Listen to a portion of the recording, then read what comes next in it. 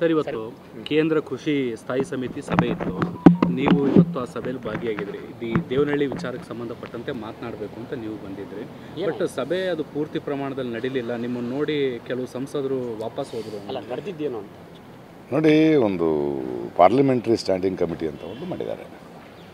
ಅಲ್ಲಿ ಭಾರತ ದೇಶದಲ್ಲಿ ಈಗ ಒಂದು ಎಲ್ಲ ಸರ್ಕಾರಗಳು, ಯಾವುದೇ ಸರ್ಕಾರ ಇರಲಿ, ಒಂದು ಸರ್ಕಾರ ಒಂದು ಭೂಸ್ವಾಧೀನವನ್ನಾಗಿ ಮಾಡಿಕೊಡುತ್ತೆ. ಆ ಪ್ರಕ್ರಿಯೆ ಏನಿದೆ, ಅದರ ಪರಿಹಾರ ಏನಿದೆ, ಅದರ ಬಗೆಗಿನ ಸಮಸ್ಯೆಗಳೇನಿದೆ ಇವಾಗ ಸರ್ಕಾರಗಳು ಮಾಡುತ್ತವೆ. ಆದರೆ ನೀವು ಜನಸಾಮಾನ್ಯರು ಅಂಥ ಸಂಯುಕ್ತ ಹೋರಾಟ ಅಂತ ನಾವೇನು ಮಾಡ್ತೀವಿ, ನಮ್ಮಂತಿರ್ಬೋದು, ಮೇಧಾ ಪಾಟ್ಕರ್ ಇರ್ಬೋದು, NGOಗಳಿರ್ಬೋದು, ಜನರ ಪರವಾಗಿ ಅವ್ರು ಯಾವುದೇ ಪಕ್ಷಕ್ಕೆ ಸೇರಿದವರಲ್ಲ. ಸೊ ನಿಮ್ಮ ಅನಿಸಿಕೆಗಳೇನು, ನಿಮ್ಗೆ ಅದರಲ್ಲಿ ಏನು ಇಬ್ಬಂದಿಗಳಿದೆ ಅಥವಾ ನಿಮಗೇನು ಆ ಸಮಸ್ಯೆಗಳ ಬೇರೆ ಅವಗಾಹನೆ ಇದೆ ಅಂತ ಕರೆದಾಗ ನಾವು ಬರ್ತೀವಿ.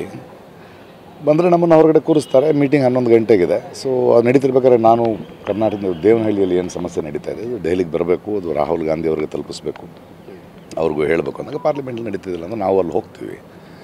ಕೂರಿಸಿ ಒಳಗಡೆ ಮೀಟಿಂಗ್ ಮಾಡಿದ್ರೆ ದಿಢೀರಂತ ಒಬ್ಬೊಬ್ಬರಾಗಿ ನಡ್ಕೊಂಡು ಹೋಗ್ತಾರೆ BJP ಸಂಸದರು. ಯಾಕಂದರೆ ಎಲ್ಲ ಪಕ್ಷದ ಸದಸ್ಯ MP ಗಳು ಸೇರಿದಂತಹ ಒಂದು ಸದಸ್ಯರು ದೇವೇಗೌಡರು ಇದ್ದರು.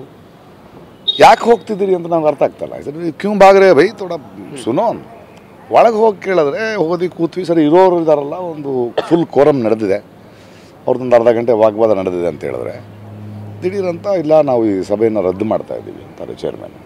ನಾವು ಹೇಳಿದ್ವಿ, ಯಾಕೆ ರದ್ದು ಮಾಡ್ತಾಯಿದ್ದೀರಿ? ಇದು ದೇಶಕ್ಕೆ ಭಾಳ ಬೇಕಾದ ಸಮಸ್ಯೆ. ನೀವು ಸರ್ಕಾರಗಳು ತೊಗೊಂಡಿರೋ ನಿರ್ಧಾರಗಳು ಮತ್ತು ಜನರು ಏನು ಹೇಳ್ತಿದ್ದಾರೆ ಅಂತ ಕೇಳಿಸ್ಕೊಳ್ಳೋಕ್ಕೆ ಕರೆದಿರೋ ಸಮಸ್ಯೆ. ಇಲ್ಲ ಅದು ಸ್ಪೀಕರ್ ಅಲ್ಲ, ಕಾರಣ ಹೇಳಿ ನಮಗೆ.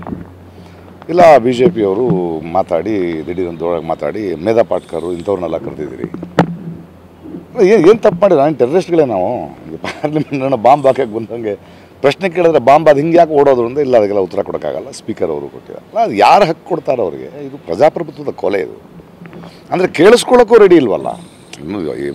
ವಿರೋಧ ಪಕ್ಷದವ್ರು ಮಾತಾಡ್ತಿದ್ರೆ ಕೇಳಿಸ್ಕೊಳ್ದೇ ಇರಿ, ಜನಸಾಮಾನ್ಯರು ಮಾತಾಡ್ತಾ ಇದೀವಿ ಇಲ್ಲ. ಸರಿ ಬಿಡಿ, ನನ್ನ ಮೇಧಾ ಅವ್ರನ್ನ ಬಿಡಿ, ಮಿಗ್ದವ್ರದ್ದಾದರೂ ಕೇಳಿಸ್ಕೊಂಡ್ರೆ ಅದಕ್ಕೂ ಕೇಳಿಸ್ಕೊಳ್ಳಿಲ್ಲ, ಬೇರೆ ದಾರಿ ಇಲ್ಲ. ಅಂದರೆ we have to come out. ಅಂದರೆ ಇದು ಏನು ನಡೀತಿದೆ ಈ ದೇಶದಲ್ಲಿ ಅಂತ.